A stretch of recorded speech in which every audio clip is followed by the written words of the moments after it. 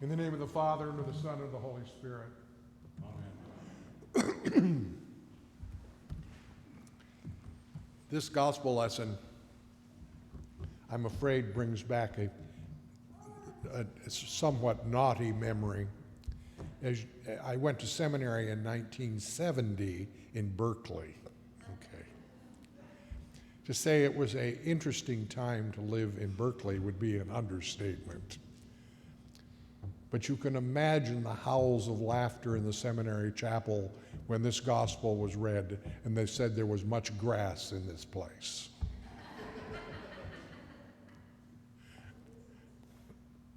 You could get high walking down Main Street in Berkeley in those days. The smoke was everywhere. It was incredible. I survived. The Gospel of John, for those of you who are ever here every Sunday, you know we've been doing Mark. We're in year B. But we take little breaks from Mark and we do John. And so we're in John today, and I always want to remind folks, and sorry if I'm pedantic, but remind folks that John is not just the last gospel written, but it is a gospel written not just to a church, but from a church that already exists. St. Paul's letter to the Ephesians this morning, obviously stating the obvious, there is a church in Ephesus that Paul is writing to, was written some years before today's gospel. And I think it's important to keep these things in perspective. The oldest parts of the New Testament are Paul's letters, not the Gospels. And John is the very last. Biblical scholars who need to figure out how to earn their keep argue a great deal about when John was written. So take your pick. Anywhere from the late first to the early second century, depending on which biblical scholar you want to listen to. It really doesn't matter too much, except we know that John is writing a gospel that already reflects what the church believes.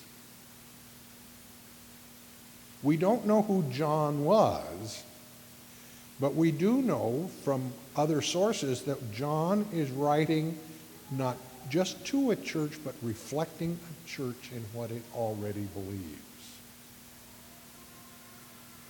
Now, John is also interesting because it's what is called the non-canonical gospel.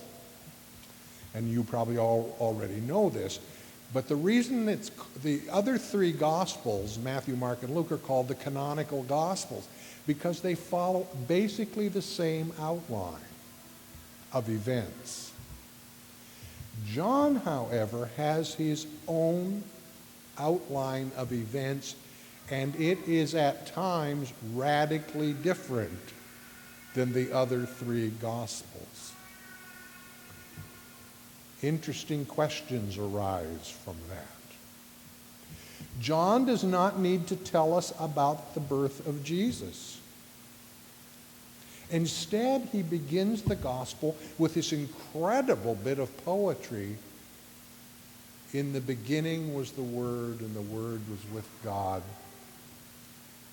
The most beautiful words in the New Testament. And also my final exam in Greek in seminary, which is another nightmare story we won't talk about.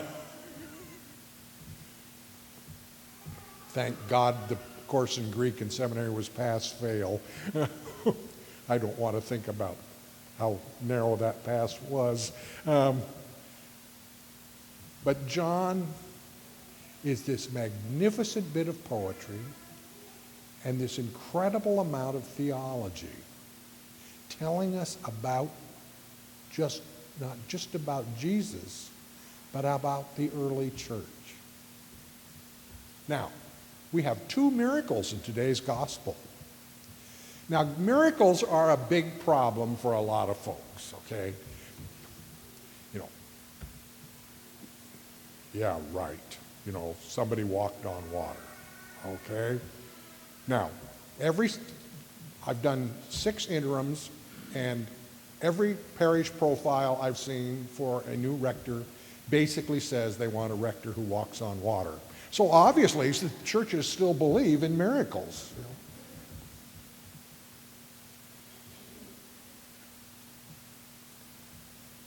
And the poor rectors come, and they usually turn out to be relatively human, and walking on water is not a skill taught in Episcopal seminaries.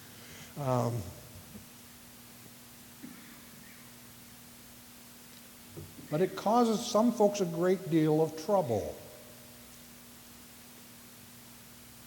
The folks who attended the 28 prayer book service in the chapel when I was doing that on occasion have heard me talk about this before, but one of the things that one must always remember in dealing with miracles in the Gospels, not just John, but all of the Gospels, is not to get caught up in whether Jesus actually walked on the water. Because if you do that, we're missing the point. The important thing to remember is whether you are reading Mark's version of this event or you're reading John's version of this event, it's not telling us a story about the fact that Jesus could walk on the water. Both Mark and John are telling us about who Jesus was.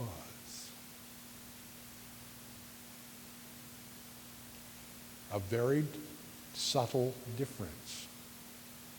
The gospel writers are telling us, and John in particular, is telling us a story about the reality of who Jesus was. All of the Gospels contain miracles. But in John, they're not just miracles, they're signs. He makes it very clear.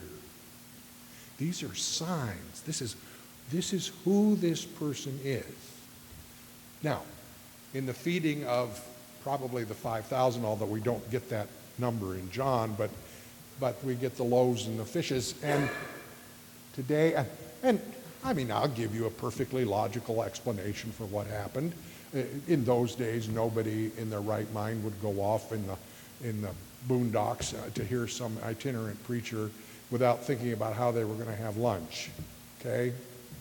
That's just, they were common sense folks. And being typical common sense folks, it comes mealtime and everybody's looking around and, I don't. So Jesus gets the loaves and the fishes and he begins to share, and all of a sudden other people all discover that this is a time to share as well. And so basically the food was already there. The miracle in this was everybody shared, and that's the miracle, a miracle of sharing.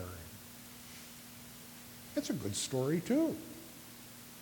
And I've heard some preachers use that and do a pretty good job with it.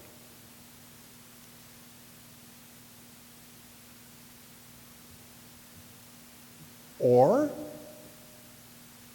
if you want to be a bit more literalist, they really did multiply the fishes and the loaves. I read a fascinating account this week. I'd never heard this before.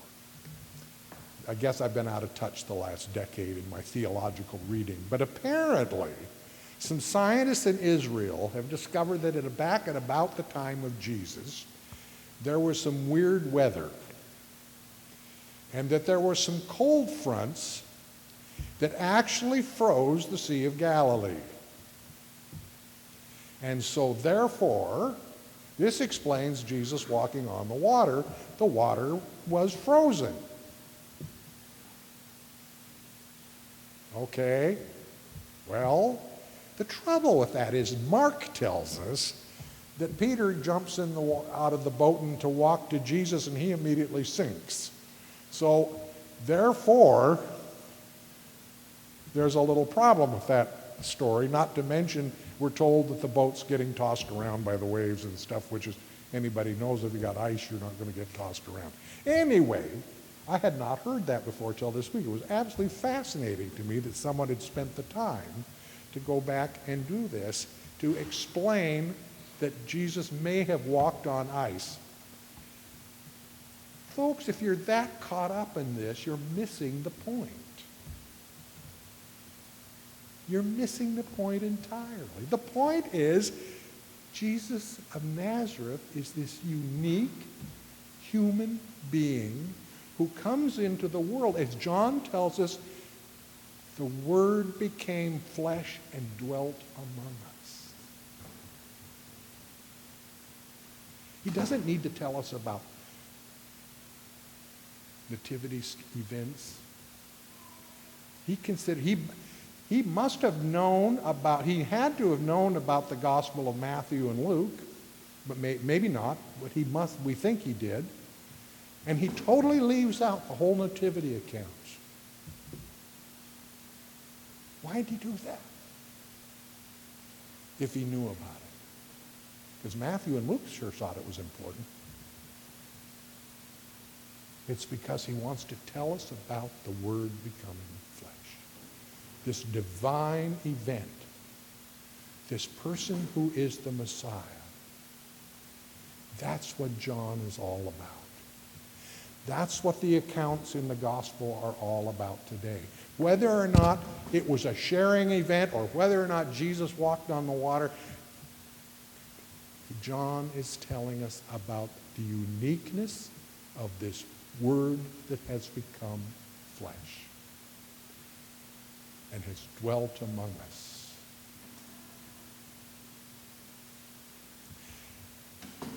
And it's here to change lives. And that's what it's all about. It's about not just changing lives, but it will ultimately, of course, change history.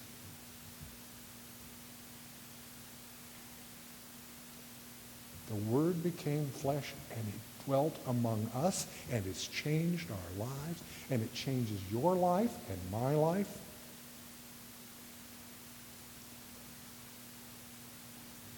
In the gospel today, we get the words of the Eucharist, foretelling the very Eucharist we're going to share in just a moment. I am the bread of life. Great hymn which we all love.